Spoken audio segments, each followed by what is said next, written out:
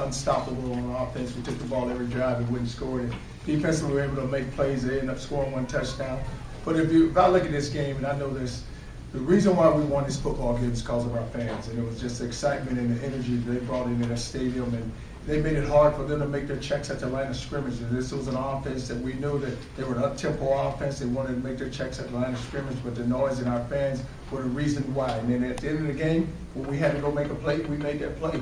And we were able to go and somehow go get us a victory. I don't know how. I mean, you're sitting there like, wow, what is happening here? But, that's what happens in the game of college football. So you get a big lead, and we're not mature enough yet to go out and play well. And I told them at halftime, if we're a mature football team, we will not lose our focus. We will go out and we'll go finish this game. And it's just so hard. We had a big of a lead. We have a young football team the way we do, and so we just didn't go out there and finish the game. Charlie, can you take us through that last defensive huddle there before that 4th down play, and then the play that Johnson made? I don't know how good a look you got at it. Well, what had happened was it was a timeout call, so it's 4th down, and we had what we call thief coverage, which is the outside receiver who Drew Johnson was covering. He singled up, and we doubled everybody else. And the key was double the tight end helper because he'd been catching a lot of balls in the red zone. They going to him, so we want to make sure he was doubled and make sure the back didn't leak out. So we had a backer on the back. But Drew ended up, they ran their crossing route, which we thought in the back of the end zone, he's able to pull it out. Charlie, in the last 20 minutes or so, you guys scored 27-3. What were you telling your players during that stretch? Were you trying to rekindle what they had in the first half? Yeah, and that's what you try to do. Is like, let's get back focused. But when you're up that, when you allow a team to come back and score that many points, it's just defensively you got to get a turnover or you got to get a sack. You have to make a play on defense, and we didn't do it. We did not make a play on defense, and so now a team was able to just take advantage of it. It's kind of like the first half, their defense couldn't stop our offense, and like second half, our defense couldn't stop theirs. Well, do you think that down ended by that hurry-up offense, Charlie, and the players thought going in that was a concern for them? No, because you watch us in the first half, we were able to get off the field, and I don't know what they were on 3rd down, maybe 50%, but still, we had enough where we could have went out and stopped them. But if you watch the plays were long plays, you watch the wheel route in the first half, it was 50 yards, and then I think the last touchdown, the guy increased us for about 50 yards. So those are chunk yardage plays that you have to go make a play.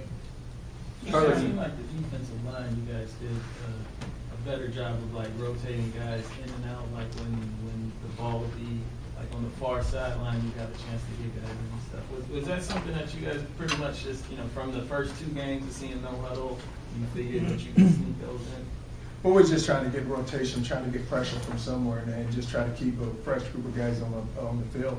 But we still weren't able to get the pressure, even though we kept rotating the guys. And we were just trying to find just a right mix of guys. One time we had B.J. Butler nose, and we were just trying to find that mix, and we could never get that mix.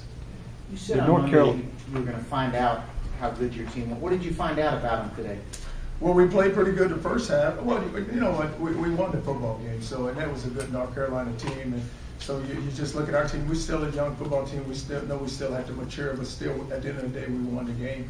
So, you can still say, hey, we have us a good team. We just got to learn how to finish games.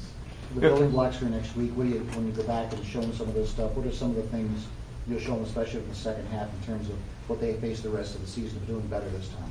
Well, it's just finish, and the guys knowing this. I don't know. I think offensively we may have had 100 yards the second half. First half we were able to just sustain drives and just stay in rhythm and stay in sync, and we didn't do it in the second half.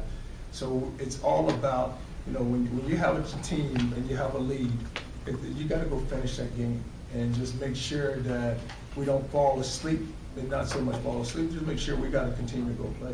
Did they do anything defensively better in the second half? The running plays you were running the first half was big chunks every time. A lot of the same plays just weren't getting in the second half. It is almost like we missed a block. The first half we were blocking them and we staying with our blocks. Then the second half we were missing a lot of those blocks and we weren't sustaining the blocks. So it wasn't so much of what they did. It's just what is us, and it's a lot to be corrected.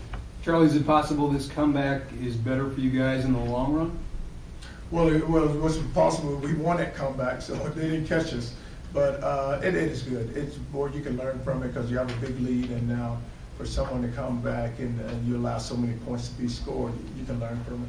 You mentioned the crowd. Was this the first time for you here in a home game? It felt like a big time college football atmosphere. Is that fair to say? It was, and I told our guys it was a big game because we made it a big game. I mean, our football program, because of what they've done, and I told our seniors that that's what you signed on for. When you came here, you want to be in a big time game. Now you have seniors, juniors, sophomore, freshmen. This is a big time game. This is a big time atmosphere for us, and our fans were the one who provided that energy for us, because when we walked out there, it was there. I mean, you could feel the energy, you could feel the excitement. When a team loses intensity, how difficult is it to get it back, and did you get it back?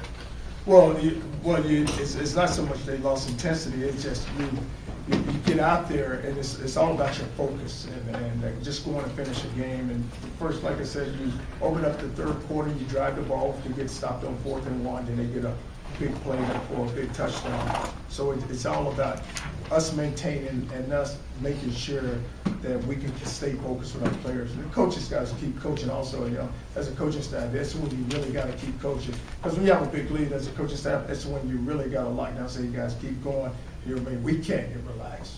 When you have a big lead like that, I mean, you don't want to, I guess, keep throwing the ball every down or something like that, but do you worry about getting too conservative, or do you look at yourself, second guess yourself at all when these things happen? Well, it does, because a lot of times you like to run the ball and just keep running the clock, get the clock ran out, and then, when they do throw the ball, but when you get backed up, now you have to make a throw. So now, can we go make that throw? And then they were able to get pressure. I think they got 2 sacks on us. One time we had Jeremy open, and then we threw the ball out there. Probably would have been a big first down, and that's when he slipped down on the one to the outside.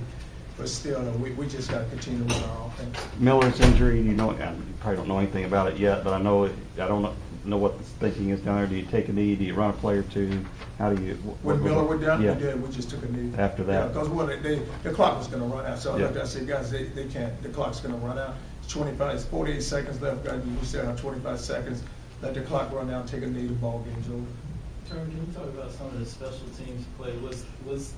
Does Stein have kind of the option on those 2-point conversion passes of reading the defense and making a call, or was it already called?